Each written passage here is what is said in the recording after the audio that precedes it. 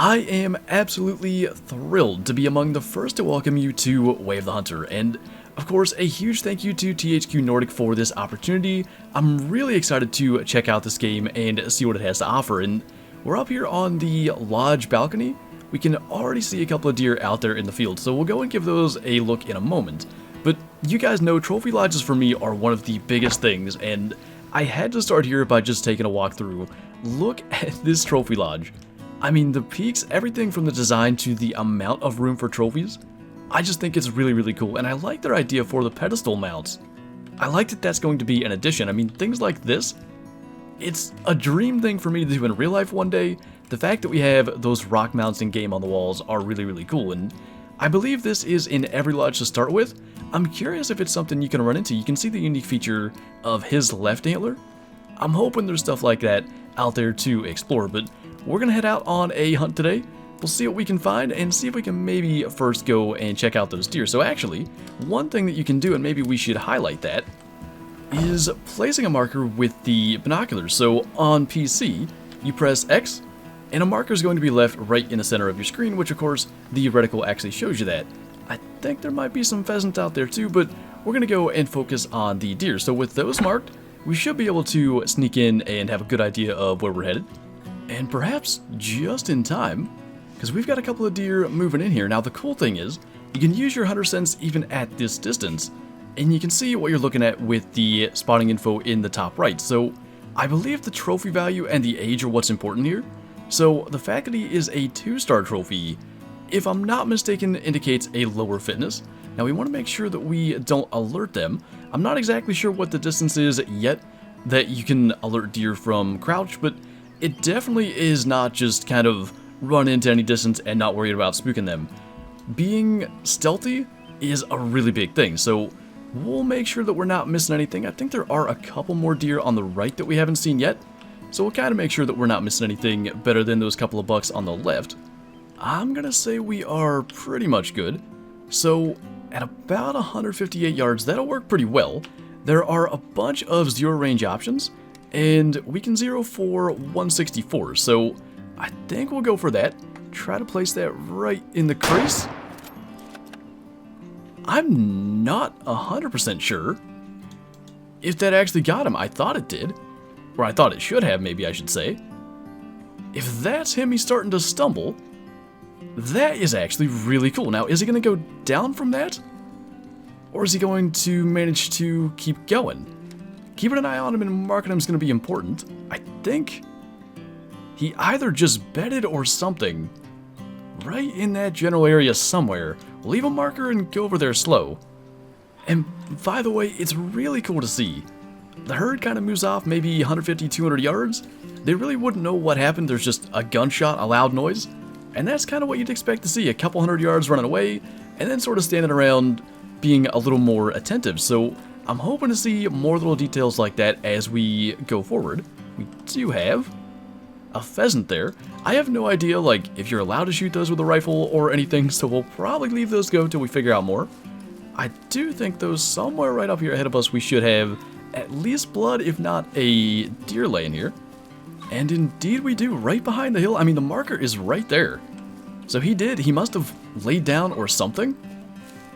I'm curious to see what the shot info tells us. Looks like maybe a bit back, which is interesting because I thought we were right in the crease, so maybe a little far forward would have been better. And then according to this, by the time we hit the second lung, the hit energy was a little bit too low to do the, I guess, recommended damage would probably be the way to say that. Not too bad though. Our first mule deer buck, at least not in the tutorial, is a 2-star trophy rating, and we know he was an adult, so 99.63 genetic potential. Maybe I misunderstood how this works, because I don't think that's something we wanted to take. I think if we would have let him age, he would have been way bigger. I might be missing how you have to read the information, because as an adult, I thought we would have seen a higher star rating in order to figure that out. That is interesting. I'm going to screenshot that just to go back and look at it in the future. something to maybe try to learn from. Single lung shot, obviously, that's what it says the kill shot was. Again, I think because the hit energy was too low by the time it hit the second lung, that's why it's going to call it a single lung shot. But 500 cash or coins, whatever you want to call that, from that harvest. And we'll kind of move on and hopefully not shoot any more really high genetic potential deer. I believe, if I understand how that works, that means that one would have been eventually a 5-star. But, maybe I'm misreading it. So we've got yet another pretty good looking mule deer buck. And of course, he is laying down over there. Now, again, 2-star trophy rating and a mature age this time. So I think maybe the genetic percentage in the harvest screen is actually more talking about the percentage achieved of what's possible for that particular deer. I think it almost has to be, so maybe we didn't mess up by taking that buck. As for this one though, a mature as a 2-star rating definitely is what you might consider a call buck.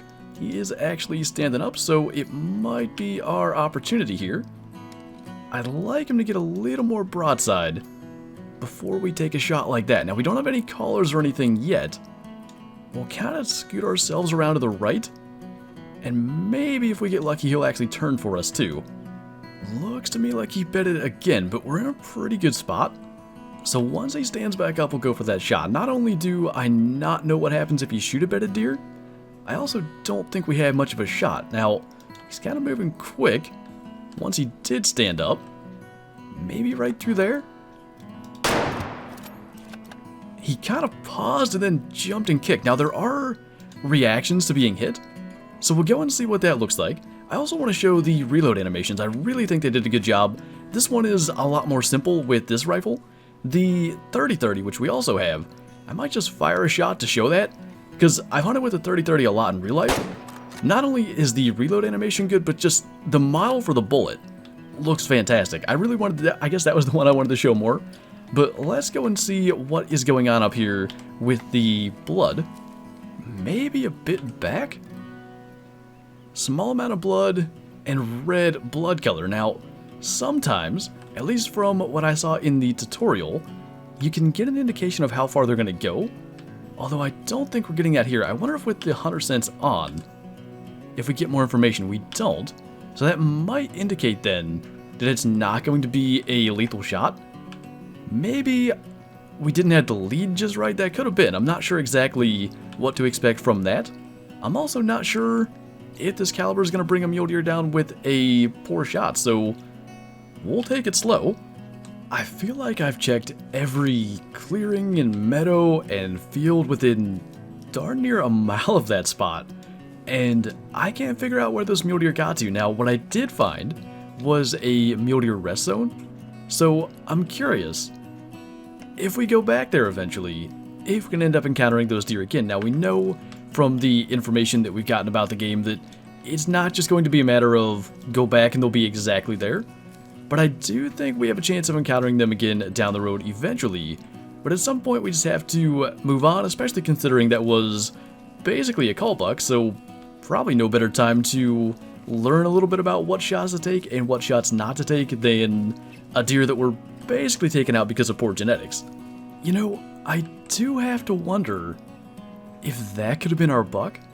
The thing is, there's actually one beside him that's also mature but a 1-star rating, so I don't remember seeing that. It could be that he was in there and we couldn't see him. Just in case, I think we're going to take the 2-star rating mature one because it could have ended up being the same deer. And I do have to wonder about this. It's a really light colored doe. I almost want to say it's just a variant, but the closer I get, the more it almost appears to have like spots.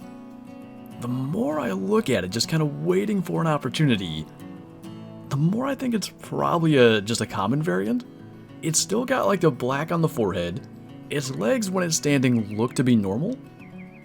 I'm gonna guess it's not a rare, so it is a mature doe, which is interesting, and probably in any other circumstance I'd take it anyway. But if this is the buck that we shot earlier, I have to know, so we're gonna wait this out till he hopefully presents a broadside shot. Now, they are kind of slowly getting to where they'd be downwind, so hopefully that's going to happen sooner rather than later. But I mean, you can kind of see like the brown legs, same as the doe in front of her. I think it's just kind of a lighter variation. The weight is unreal, but I wanted to point out this is that mature 1-star buck, and you get kind of a vibe of past his prime. You can see he's not even, really not an impressive deer for what would be a mature buck, but it's cool to see that the information that you see is properly displayed. I think this might be opportunity. He seems to know something's up. Just when he turned broadside there, I felt like that was going to be good. I think he's starting to stumble. Now the question is, was that the right buck? And I guess maybe the other side, was that the right choice? Should we have shot the doe? I'm feeling pretty confident. The more I looked at it, and it was quite a long wait to finally get that opportunity, I'm pretty sure she was just some kind of common variation, but he did go down. So now we'll go and see, was that the same buck? Was that a different buck with the same kind of statistics? And you know what? We're going to take this slow. We might be able to get that other 1-star mature buck as well. That would be the one. We'll have to check and see what the distance is with the rifle scope, but it's pretty much broadside. I think it could be done. According to the sound, it's 164, so we want to move that up a little bit. That looked perfect. He kind of jumped and kicked. But now what we need to do, I think, is probably mark the location he came from, which would have been right in there. And you can see what I talked about earlier. When you spook a bunch of deer, you do get all those kind of sound analysis where I guess they're making some form of warning call as they flee. I hope we got him. Like I said, that jump and kick was kind of a stereotypical lung shot deer thing you'd expect to see. But let's see for this one. This deer was seemingly shot only once, so not the same buck, which is, I guess, both good and bad. The good news is, we're going to be able to sell him for more, because there wouldn't be as much meat waste. So, more coins is always good, but of course, I wouldn't mind getting the original buck that we tried to get darn near an hour ago by now, I think. But actually, at that range, both lungs were hit with the proper energy. So I think if we go over to the overview, it still says single lung. It might be that that's just enough to kill it, and that's what it goes with. And 73.68% on that one, which to me actually, if anything, looks a little bit bigger. It's going to be interesting to see how that works, but I do feel at least a little bit better about that first shot and the fact that he was a 99 genetic potential. I think that probably means he achieved 99% of what he could have, just based on the star rating and everything we saw. Now, of course, it's not exactly guaranteed that we made a shot that looked lethal. We need to figure out where the blood would be, but we know he was standing somewhere up in here. And in fact, that looks pretty good. That, and I mentioned the distance before expiration, that is pink blood with air bubbles, and the distance before expiration is 0 to 54 yards. So we know he didn't go far. We'll try to somewhat stay on the blood. We know they went this way, and when there's a bunch of deer and potentially a bunch of tracks, it can be a little bit difficult, but I can't imagine it's going to be hard to find him. Now that is really cool. There's blood on the branches here from this pine tree. The detail to do that is amazing, and again, to speak from real-life experience, you find that a lot, whether a deer brushes up against the tree or even just if the branch is lower than the deer, or at least lower than the wound, you'll get blood on branches and stuff like that. That's so cool to see that that little bit of detail is you know, incorporated. And the other thing is, actually, before we leave it, that's what I saw. I didn't see the blood on the ground, which also exists. I saw the blood on the branch. And that allowed me to know where to keep going. That is just such a cool little thing. It's those little details, especially if you have hunted in real life, but even if you haven't, those little details that make you feel like you are hunting in real life. I mean, just in the hour and 24 minutes I've played, the amount of little things that have reminded me of real life experiences, I'm not even sure I can count them. And there we see our buck laying down at the end of this blood trail, which by the end started to get pretty good. I'm curious if that's a thing. Also, was that a knee zone? for red fox, resting often, so we probably should expect to see some around here. But I wonder if they do, as they run, start to produce more blood. You should see that as the chest cavity fills up. Again, to speak to real-life terms, and I have no reason to believe that wouldn't be a thing based on everything we've seen today. But at 146 yards with our 243, through the ribs, which probably helped our case a little bit, and then the second lung wasn't impacted until we were below that recommended hit energy, but still took him down. That one was 44%, which is kind of what you'd expect to see, I think, with a mature buck with this rack. And I don't know if I've shown this yet. The sell price goes off of the animal weight, and there would be a little bit of meat waste by shooting it with a rifle, obviously. So a bit is taken away, and of course you have the market price that dictates your total sell price. Now, I'm not sure where the tracking time comes in at 21 minutes because it only took maybe 3. The runaway distance seems about right. Maybe the in-game time passes a lot more quickly than real time. I'm not sure on that. In fact, we could look. It is 6:20 p.m. So maybe we should actually head back to the lodge. I would have liked to have gotten a little bit further down. I don't know when it's technically dark, but we have earned 3,000 credits, let's maybe call them. So maybe we could go and purchase a new gun. I'm not sure yet. Actually, why not just check this field real quick before we go? So not a whole lot going on out in the fields, but back here in the lodge, there's a whole lot you can do from the computer. So first of all, we've got a bunch of rifles we technically could afford. We could do a... ooh. Again, with the things that kind of relate to hunting in real life. I hunt with the 7mm Mod 8. I might have to go that route. We'll see what else there is. There's another one here. I think I like the camo better. 223, and then we kind of get beyond what we can afford in a 308. So, do we go for that? Let's look at other stuff before we get ahead of ourselves. We could get a 4.5 to 14 power scope for 1,500. That's real close to still fitting with the rifle. I think we're like 30 credits short. But I think that might be a good move. Now, the boundaries are private property hunting passes, which I think we'll probably worry about a little bit later. You can see there are 4 of those for the Nez Perce Valley in the Pacific Northwest of North America map. I think we're going to go with the gun, and then we can try to get the scope maybe before we're done. I'd like to get one more deer and take a look at the photo mode. So let's go for it. I can't not get a 7mm Mod 8. It's just such a cool thing to have that. And then of course we need to worry about the storage. Now I think the 3030 is technically classed a little bit lower than the 243. Yeah, it's a 4. The 243 and the 7mm Mod 8 are both tier 5, but in theory at least, this one should be a good bit more powerful. So we'll equip that. We still gotta go with the old scope for now.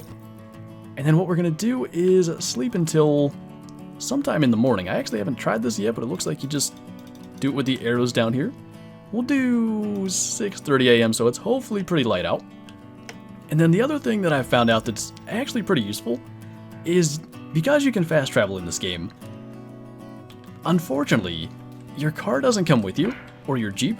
So if we look on the map, the Jeep is, I don't even know where, way out there near the creek. What you can do is, if you go to your computer, you go to the car section, and basically choose any car except for the one that's active. So we're going to do the mile, we'll select that, and what that does is actually spawn it right back outside of the lodge. So if you want to, take off, get a little further away from the lodge to start with, you can do it like that. You can see if we go around the edge here, our green Jeep is going to be sitting right back here. So cool little thing. I think we'll actually check from the balcony, make sure there's nothing real close first, and then we'll get going. And at least from my perspective, not much going on out there, which is probably good. The fact that there's not deer right by the outpost all the time. But let's jump in the Jeep, we'll try to cover some ground and see if we can get one more buck down before we wrap up today. By the way, I don't think I've shown actually using the Jeep yet. It controls really, really well. Now, it did say during the tutorial that they're not indestructible, so running into trees and stuff is probably bad, but really, they control so well, I don't foresee that being a problem.